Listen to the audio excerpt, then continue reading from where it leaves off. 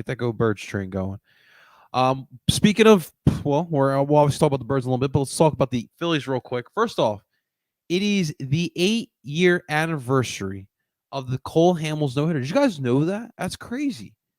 I wasn't a big baseball fan. I'll be honest with you guys. I'm not gonna bullshit. 2015, I wasn't the biggest baseball fan, but I do remember that. That was a big deal because I think Cole Hamels got traded a couple weeks after that. I think the deadline was a couple weeks after that, and so that was a last, you know, lasting moment you have a Cole Hamels. So Duval Herrera looks like he's about to fuck it up, but he gets that final out, and Cole Hamels continues to etch himself into Phillies history. So that was a lot of freaking fun. But let's put up today's poll of the day.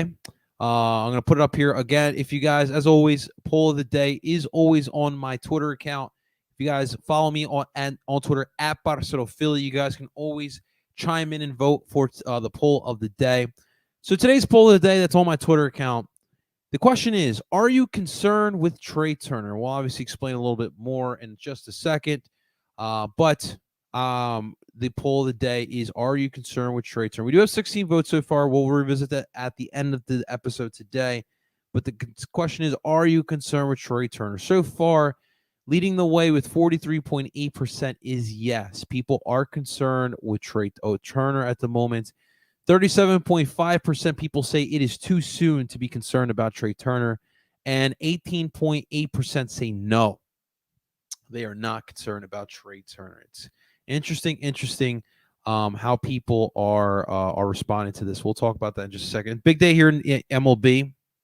Kike Hernandez, a couple of years ago, was a big part of that Boston Red Sox 2021 run. Of course, our own Kyle Schwarber was a part of that run as well. He got traded to the Los Angeles Dodgers. So, things are starting to move. Teams are making moves. Is this the big move for the Dodgers to excel them as they go into the playoffs? Obviously, the NL West is tough, especially with the way the Diamondbacks are playing this year. But, the Phillies have been linked to a lot of players. You saw today the Cody Bellinger stuff. Cody Bellinger having himself a little bit of a season. Adam Duvall is a big one. I obviously love Adam Duvall. I don't think you have to spend too much. And we do not know what's going on in Boston. Are they selling at the deadline? Are they going to stick it out for the rest of the season? Do they have a chance? Obviously, we're seeing one of those players in that division in the Baltimore Orioles, and they're not looking like they're going to slow down anytime soon. So it'll be interesting to see. I do like that one. Juan Soto, Paul Goldschmidt, these are all players that have been linked to the Philadelphia Phillies. So we'll see if more dominoes do fall here for the Phillies. But, of course, this is a big one. Especially if the Phillies and Dombrowski are looking at Duvall. So we'll see what happens there. But talk real quick about what's up, Glesman. What's going on, man? What's happening, man? It would be good. It would be good to beat the Chiefs again, but if we lost to them again, it would be more painful. Oh, dude, don't even bring that up, man. It should be a fun season, man. It should be a fun season for the Birds. Obviously, Chiefs will definitely be a contender. What's up, Glesman? What's happening, man? My brother. How you feeling, man? What's going on? All right, let's talk real quick about last night's game. Obviously, the Phillies started a brand new week. It's a brand spanking new week. And for the Phillies, it's the Baltimore Orioles this week. And it's funny, last night or yesterday afternoon during Oi and Philly Sports, we're talking about the 2020 series where they get swept to the Baltimore Orioles. And it just seemed like everything was going possibly wrong in that series. And, well, last night it kind of felt similar to that one. The Phillies fall 3-2. A lot of frustration. This one's a frustrating one, but it was a pretty wild one as well. I mean, it's a 3-2 game, and typically when you hear a 3-2 game, you're thinking to yourself, well, that's a fucking boring-ass game. But this one definitely had you on the edge of your seats. And by the end of this one, if you were a Phillies fan, you literally had no more hair in your head. But it starts with the Jordan Westbrook. It's his first home run of the year against Christopher Sanchez. Had himself a great game in this one. We'll talk more about Christopher Sanchez's performance. But that starts it off 1-0. Kyle Schwarber gets a sac fly to bring in Garrett Stubbs in the bottom of the 5th inning. Colton Cowser, we'll talk more about him in a second, but that was a pretty weak throw. Got Garrett Stubbs in there pretty easily. Ryan Mountcastle gets a home run, a solo shot home run in the top of the 6th inning. That would give the Orioles the lead again. The Phillies tied in the bottom of the eighth thanks to Nicky Castellanos. He hits a long line drive to center field. Now remember what I just told you, that RBI that Kyle Schwarber just got to tie things at 1. Well, this time around the bottom of the eighth, Nick Castellanos singles a line drive. He was able to bring Kyle Schwarber on in this instance, but Bryce Harper from first to home was trying to he's trying to go for it all. He's trying to steal all the biscuits, all the biscuits on this one. And unfortunately, it doesn't fall in his favor. Colton Cowser all of a sudden looks like Mookie Betts, I don't know, out in center field. And he gets Bryce Harper out. And just the reaction from Bryce Harper, you just kind of could tell everything. And you're just thinking, first off, you're thinking like, wait, he was safe. Because my initial reaction was Bryce Harper was safe on that play. But of course, you get the out, you get the instant replay. And shouts to James McCann, he's a former Met, so screw him, right? But he does a great job with the reaction and gets Bryce Harper out. It's hard to do. We'll talk about that play because obviously that was a big play there in this game. But the Phillies do walk away with the run, and that did tie things up. However, that Colton Cowser, man, he was a pass in this one. And it's funny because Colton Cowser only comes into this game because Aaron Hicks gets hurt. He pulls his groin in like the second inning. And so that's why Colton Cowser is in this game. And then he line drives to left field. That would bring in Gunnar Henderson. And that would put the Baltimore Orioles up 3-2, and that, I mean, honestly, that really would do it there. Of course, you head back down to the bottom of the ninth here for the Phillies, who give it one last shot here to try to win this ball game, and unfortunately here for the Philadelphia Phillies. With it's funny because bases were loaded, and Johan Rojas forces it out. He gets the ground, and forces it out, gets a force out at second base, and that would freaking do it. The Phillies would fall 3-2. That's a fucked way to kind of end this here with Johan Rojas right there. With Alec Bowman first and JT Realmuto second. I'm sorry, yeah, runners on first, second, to end the game like that. And, a lot of Phillies fans have aspirations for Johan Rojas. We want to see more from him. And unfortunately, that's like a prime moment right there for you to solidify your role here. And unfortunately, he just doesn't get that luck. That it doesn't go his way. This was a wild one, like I mentioned. But at the end of the day, I have to point at the bats. Like, there's a lot of things we're going to talk about here. But the one thing I have to bring up is the bats, because to me the bats were the main problem. Still, there's this funk going on. I'm listening to Ricky Bowe in the post-game show on NBC Sports. He's bringing up a really good point about just like how lethargic they look at the plate. Like, there's no sense of urgency. It kind of feels like they're overthinking. Well, you could tell they're overthinking things. We always talk about this. When these guys aren't swinging for the fences, they struggle. That's a problem. They only know how to play one way, and that's not good. What do we talk about with the union all the time? Being able to be flexible, finding different ways to win games. And that's been a little bit of a problem here as of late. They're going through a little bit of funk, and that happens. And that's why I'm not really concerned with the Phillies. We continuously talk about the runners in scoring position situation. Now, that's not on Monday night. They were 2 for 5 with runners in scoring position. But here's the thing: 2 runs they scored off of 7 hits. Who do they go up against? They went up against Dean Kremer. Sorry, just blanked on his name. Dean Kremer. Guys, Dean Kremer. The Phillies got 7 hits. 3 of those hits were on Dean Kremer. Dean Kremer was looking like Randy. I don't know. You give me the best lefty that's what he looked like. He went 7 innings. He allowed 3 hits and 1 earned off of 3 Ks. Guys, you know what the most fucked up part about this is? Dean Kremer has a 5 ERA.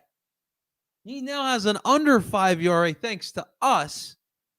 But you couldn't get any offense off of this guy? Dude, that's just terrible, man.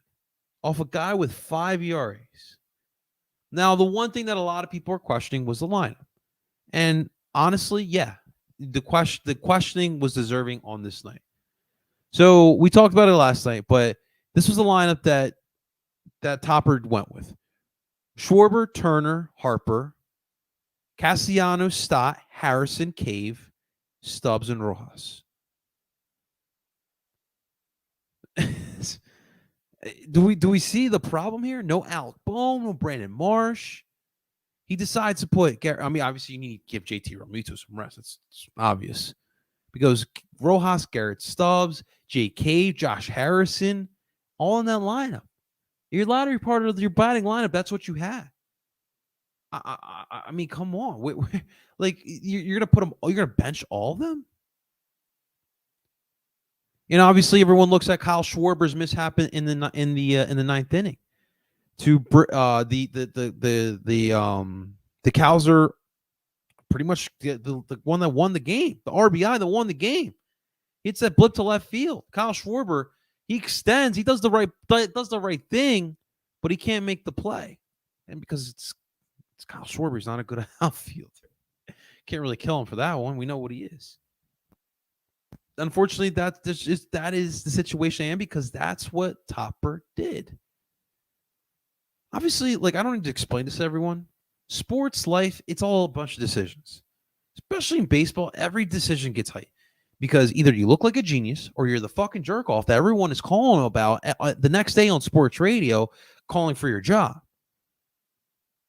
Topper last year, his decisions all went his way.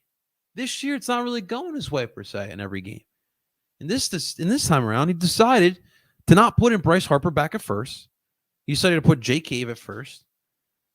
He decided to not put Bohm, did not put Marsh in that lineup, not put JT Realmuto as well. Then he puts in Realmuto in the game. He puts in Alec Bohm in the game later on as well. Now, that decision needs to be approved upon. And it's like he's trying, you know, this batting lineup is not doing well. They're not hitting the ball as they should with the power as they should. They're overthinking things, and it's clear as day. So what does Topper do? Shake it up. Great. Good job. What's the shake up? Well, we're going to sit Marsh. We're going to sit Bohm. We're going to sit remote like that. Come on, bro. That's not going to work. And yes, like, we had a weekend series of Bryce Harper. We come back to Philadelphia, and then you put him back in the deal. Like, that one made no sense. That one made no sense to me. All right, let's talk about the elephant in the room, and that's obviously the poll of the day. Obviously, we'll bring it up here again. Here's the poll of the day. Again, if you guys want to participate, you're more than welcome to. Follow me at Barcelona Philly here on Twitter. Are you concerned with Trea Turner? So far, 44.4% believe now, and 44.4% is now in the lead with too soon. They just took the lead. We have 18 votes now. So 44.4% believe it is too soon. But Trea Turner, obviously, he had a terrible, terrible game, right? Goes 0 for 3, 2 errors on the field, gets ejected, which, by the way, I thought that was a ball as well. I thought that was below the strike zone. It was what it was. The ejection was probably not warranted. But the bigger issue at hand is Trea Turner. He gets the boos. It was very reminiscent to the Alec Bohm situation last year. And obviously, Trea Turner didn't say he fucking hates this place, right? But obviously, he's getting the boos. It's raining down. It's clear as day. You can hear it, you know, all the way from Germantown, right? Like, you heard those boos. I personally believe that Trea Turner is just going through the mental woes. He's overthinking things. I think he's letting the pressure get to himself. And the thing is that he's not playing bad at the plate. Like, if you look at his numbers, they're solid. But when you're considering the money that you're paying, what you got from Trea Turner in the past couple seasons, he's been an all-star. We're not really getting an all-star at the plate. And now you top it off, he's having one of his worst years in the field. He's on pace to break last year. Last year was his worst year at the field with the Dodgers. His last year with the Dodgers. It is a concern at the moment, but I'm not worried long term about this. And I hate to bring it to this, but there was a guy last year in Philadelphia wearing those same pinstripes, who a lot of people were ready to run out of town. You're hearing a sports talk radio. You're hearing about this guy isn't worth the money. You're hearing this guy going at it with media members of the Phillies, and that's Nick Castellanos. The same conversations. Now, you didn't get as big of boos for Nick Castellanos as you did for Trea Turner last night. But Nick Castellanos was a public enemy here last year for most of the season. Playoffs obviously saw how he flourished.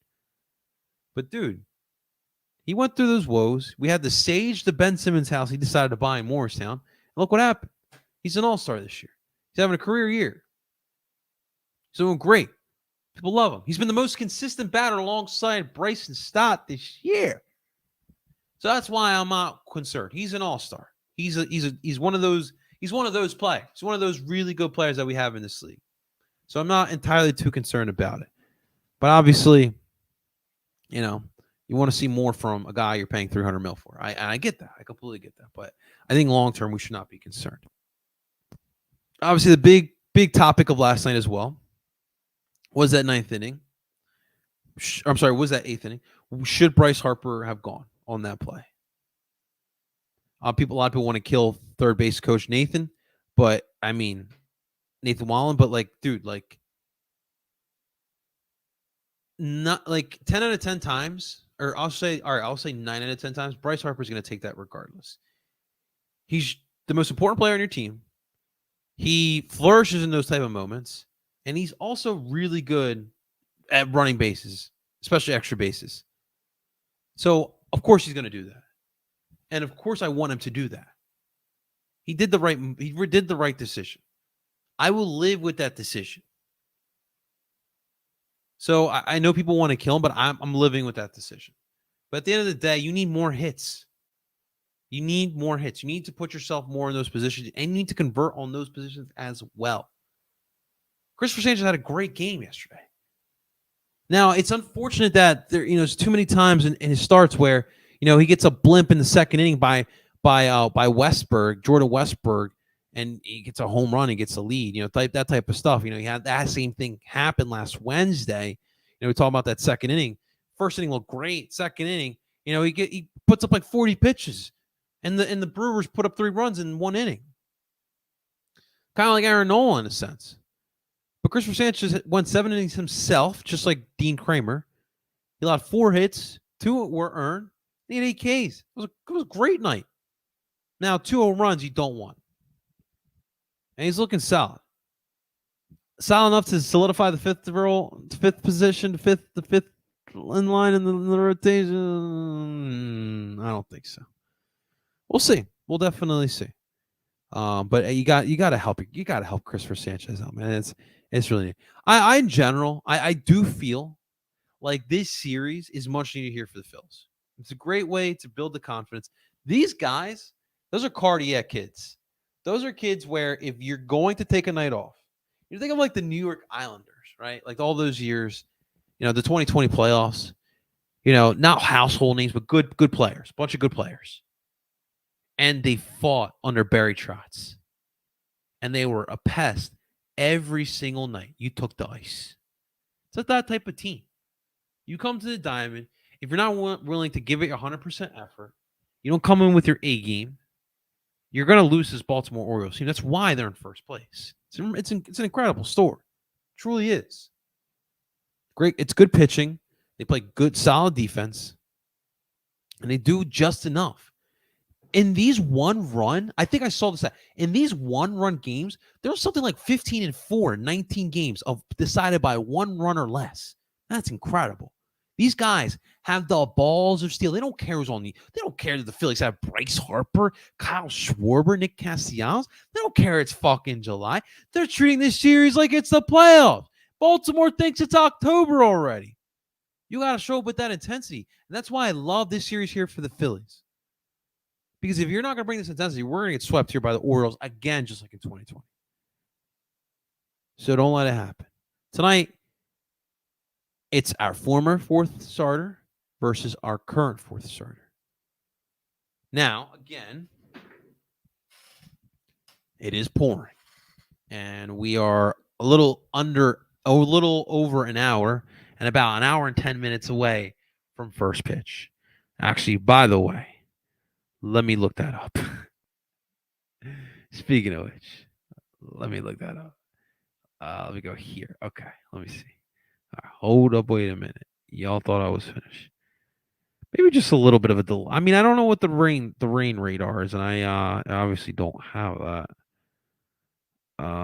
So okay, nothing's trending yet. Let's go right to the account. I mean, there has to be something. I mean, an hour. This is gonna slow down. An hour and 10. I don't know. All right, nothing yet. I do. We should mention though, but we do have a couple news tidbits here with the Phillies. But Andrew Painter did have surgery here today. He finally had the Tommy John, and so we'll see what the timeline is. Obviously, it varies. So, but that's definitely very telling. Obviously, yesterday he was having that last look at that elbow, and if they finally came with a decision, and they're going to go with the Tommy John surgery. So that's what has been decided.